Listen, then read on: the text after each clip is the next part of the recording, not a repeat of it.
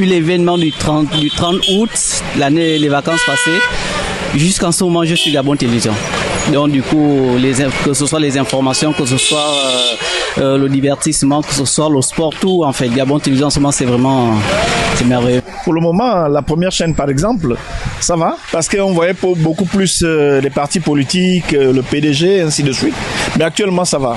Il y a une nette amélioration au sujet de l'abord des thèmes et les journalistes sont un peu plus ouverts, plus curieux et ils vont au fait de l'information. Positif quand même, ça fait un peu plus sérieux. Ils sont responsables. Ils ont changé de veste en fait, faut dire. Hein? Mais c'est tant mieux. Écoute, c'est pour le bien de tout le monde. Qui continue comme ça et puis bon, qui reste surtout dans le bon sens. Les journalistes sont devenus très ambitieux et ils développent déjà un peu les sujets sans avoir, j'ai envie de dire comment, sans réserve en fait. Même s'il y en a toujours, mais quand même, ça va. Les professionnels essaient maintenant de nous satisfaire. La façon de traiter l'information a quand même eu à changer parce que c'est plus trop le folklore. On sent que les reportages vont un peu dans le fond des choses. La différence c'est pas parce que c'était la première chaîne de télévision gabonaise. C'est une chaîne qui n'était pas suivie par la quasi-totalité des Gabonais. Maintenant, c'est une chaîne qui captive l'attention. C'est une chaîne qui réunit les familles à l'heure du journal. Vraiment, il y a eu une grande amélioration. Laisser les journalistes s'exprimer. Nous sommes à l'ère de la transition. Nous ne sommes plus à l'ère du parti unique ou bien du PDG régnant. Je pense que c'est une vision erronée de penser que les jeunes qui veulent s'exprimer aujourd'hui, pour une fois, je dis bien pour une fois, que les Gabonais se mettent à regarder Gabon Télévision à travers des grandes émissions, à travers des journalistes, Ngalibika et bien d'autres, qui sont des journalistes passionnés. À Gabon Télévision aujourd'hui, j'ai le temps d'apprécier pendant les grandes émissions la pertinence des journalistes, des jeunes journalistes qu'on découvre aujourd'hui, mais qui ont vraiment qui le font avec beaucoup de passion et quel que soit, je dis bien quelles que soient les fonctions qu'ils occupent. Il ne faudrait pas ramener le journaliste gabonais aujourd'hui à se mettre les chaînes dans la tête, à s'auto-censurer. Je pense qu'il faut bannir cet épan. Il faut laisser les jeunes journalistes gabonais s'exprimer et même les reportages qui sont incriminés. Je ne vois pas que les reportages qui indexent des individus. Ce sont des reportages, je dis bien ce sont des reportages, des commentaires. Et faire des reproches à la chaîne Gabon Télévision, aux médias publics, de ce que j'ai entendu hier, et je rêve.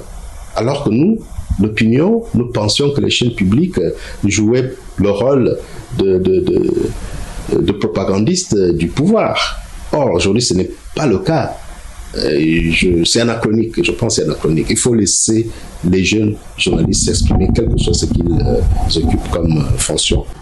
Comment comprendre tous ces griefs contre les médias audiovisuels publics aujourd'hui, davantage dans cette période exceptionnelle que vit le Gabon, à savoir la transition? Une interrogation qui interpelle les hommes de ces médias. L'on se souvient encore de cette rencontre avec le président de la transition, rencontre au cours de laquelle le général Brice Clotaire Oligui-Nguema a été plus qu'explicite sur la liberté des journalistes au cours de ce processus de transition. Je suis pour la liberté de la presse. Vous devez écrire sans crainte, mais à condition que ce soit la vérité. Ici, tout est dit et bien dit. L'organe régulateur tient-il compte de ce contexte favorable? Ces mots d'une rare violence littéraire envers les médias publics semblent entrer en conflit avec la liberté professionnelle, laquelle liberté confère aux hommes des médias les genres journalistiques bien définis selon le contexte.